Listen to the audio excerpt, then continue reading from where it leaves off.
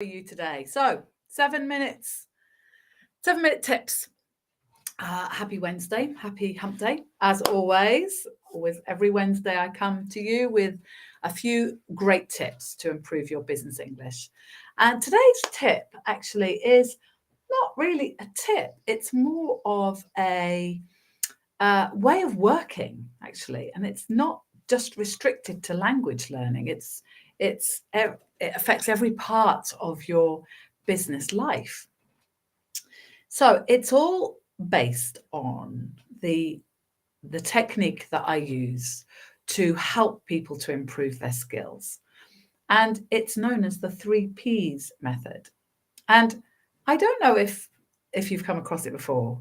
If you've spoken to me, you definitely have. But I'm going to go through it today very briefly because we only have 7 minutes, as always. So 3Ps. The first P is preparation. Now, there's lots of things, phrases around preparation. Poor preparation prevents performance is a great one, and that kind of sums it up. Whatever it is that you're going to do. So if you're going to do a presentation in English, or if you're going to do a presentation in your own language, if you're going into a meeting, if you're negotiating a deal, preparation is the key. So prepare what it is you're going to say. What do you want to say? What do you expect to hear? Which is really important as well. You can prepare a lot of what the questions that you would expect.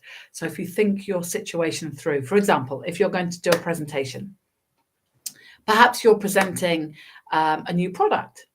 So typical questions you might be asked is, what's unique about this product? What's the cost? What delivery time will there be? Is there any bulk discount? The main use is where do you see the market? There's lots and lots and lots of different potential questions that you could be asked. So don't just prepare what you're going to say, but prepare what you might hear. So the questions that you might receive. So prepare the answers to those questions. Also prepare some questions you might like to ask as well. The more preparation you can do, the better. And then practice. It's another key performance indicator is practice. So if you think, I'm just going to go in and wing it, which is a great phrase, wing it, which means I'm going to take it as it comes. Some people are very good at winging it, but the people that are very good at winging it generally have a great deal of experience in this particular area. And so, for example, I come here and I wing a 7 minutes because I teach all the time. I'm always with students doing business English. And what I tend to do when I come to these sessions is I bring up the subjects that have come up the most frequently in the last week. So I'm here every week doing a slightly different subject, all based around language learning and English learning. But a lot of the times I will work based on the questions that have come up during the week from my students. So preparation and then practice. So if you're going to do a presentation, do it in front of the mirror. So prepare the vocabulary, prepare the questions, and then practice out loud. So speak to your family and friends, speak to your colleagues if they will provide you with positive feedback. Some people find this difficult because they don't actually receive positive feedback. Very important to receive positive feedback. If you don't get positive feedback, then don't practice to them because nobody needs negative feedback at that time. So constructive criticism is always good, but other types of criticism not so good when you're preparing for an important presentation. If you have a teacher or a mentor, then absolutely prepare with them and practice with them because they will be able to give you better phrases to use, better vocabulary. They'll be able to help you to perfect your pronunciation.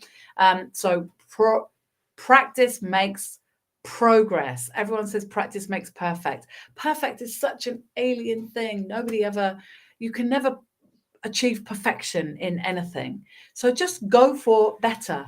So make progress. So every time you make a presentation, make a better one. Learn from your previous, any mistakes that you made, any questions that you weren't expecting, write them down and say, okay, next time I know to expect those types of questions, because then you'll just get better as time goes on. And that's what life's about, getting better, not perfection.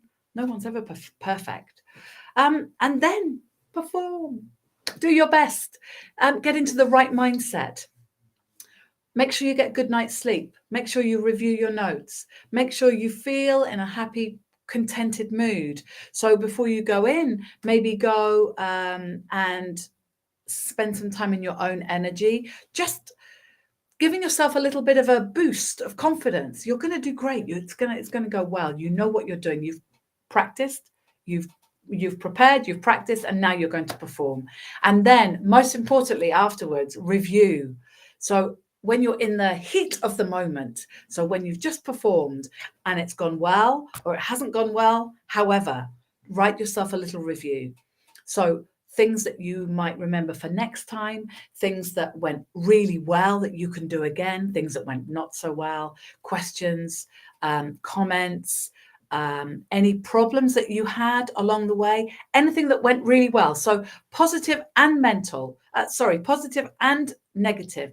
And then next time you do a similar activity, next time you make a presentation or you do you have a meeting with this same particular client, you can review your notes and go, okay, that worked really well, that didn't.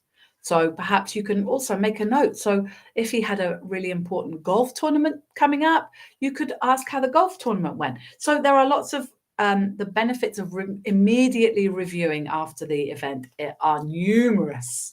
I have to go. 7 minutes has disappeared. It went very, very quickly today. So preparation, practice, performance, my 3 key P's. So I hope that this was really useful. And if you have any questions, don't hesitate to contact me. I love meeting new and interesting people. And if you're new or interesting or both or neither, then message me and say hello. Have a wonderful day, and I will see you next week.